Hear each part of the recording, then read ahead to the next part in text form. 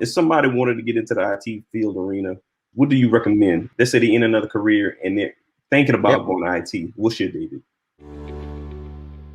First, do it for the right reason. Don't do it for the money. A lot of people look into IT because they hear it's a good way to make six figures or beyond.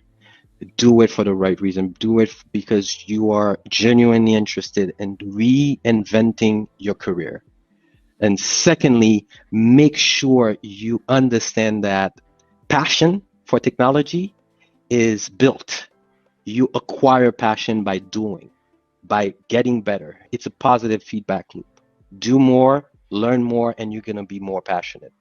So don't just wait for passion to show up at your door before you jump in.